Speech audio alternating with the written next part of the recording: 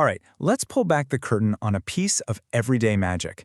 It's this tiny, invisible component that's hiding inside pretty much every device you use. And it's the reason they feel so intuitive, so responsive, almost like they're alive. I mean, have you ever really stopped to think about it? You turn your phone to watch a video, and bam, the screen just flips. You tilt your controller in a game, and your car just perfectly veers around the corner. How in the world does it know? It honestly feels like magic, but the real answer is even more interesting.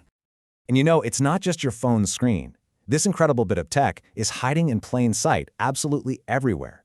It's what's counting your steps on your fitness tracker. It's what pauses your music the second you take an earbud out, and it's even what can deploy your car's safety systems in an instant. So the hero of our story today has a name. It's the accelerometer. You can think of it as the unseen engine that powers pretty much all modern motion sensing, and we're about to dive into exactly how this little thing works. So what is it really? Well, at its heart, an accelerometer is a tiny device that measures acceleration. Now that sounds technical, I know, but it just means it can feel any change in speed or direction. But, and this is the crucial part, it also feels the constant, steady pull of gravity. This gives it a permanent sense of which way is down, which is totally fundamental to how it all works. To really get how something so small can do so much, we gotta shrink ourselves down and take a look inside. And what you'd find is actually surprisingly simple.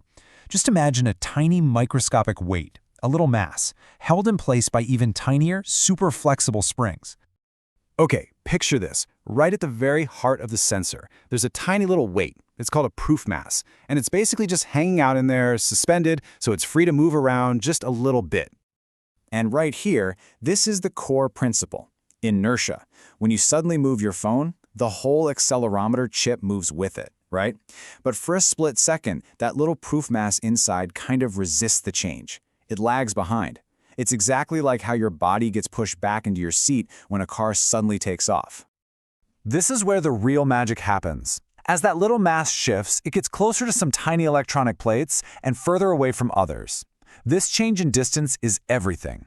You can think of it like those little springs getting stretched or squished on a microscopic level. And here's the payoff. The sensor measures that tiny change in distance electrically. It's like a detector that can tell how close or far things are without even touching them.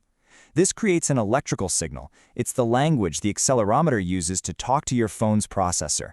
It's sending a little message that says, hey, we're moving this way and we're moving this fast. But hang on, moving back and forth is one thing, but what about all the tilting and twisting and turning we do? To capture that whole universe of motion, a single mass on a spring just isn't going to cut it. We need to start thinking in 3 dimensions. The solution is actually brilliant. Inside your device, there isn't just one of these sensors. There are 3 of them, all bundled together. Each one is pointed at a 90-degree angle to the others, so each one is in charge of sensing motion along one specific direction, or axis, X, Y, and Z. So how does this build the full picture? Well, the X-axis handles all the side-to-side motion. That's you tilting your phone to steer in a racing game. The Y-axis covers up and down, like when you lift your phone to wake up the screen. And that Z-axis, that's for forward and backward movement, which is exactly how a pedometer is able to count your steps. You put all 3 together, and you get a perfect, real-time 3D map of your device's every move. So we've gone from the tiny mechanics inside to the 3D model. Now let's zoom back out and really see why this elegant little system has had such a massive, massive impact on our world. The applications are just about endless, and honestly, some of these might surprise you. Of course, there's screen orientation and gaming, but it's also the reason your fitness tracker works. In a way more critical role, it's the trigger that deploys your car's airbags in a crash. It's the secret to getting those super steady, non-blurry photos by helping your camera's image stabilization. It even powers the magic of spatial audio in your earbuds by tracking your head movements with incredible precision.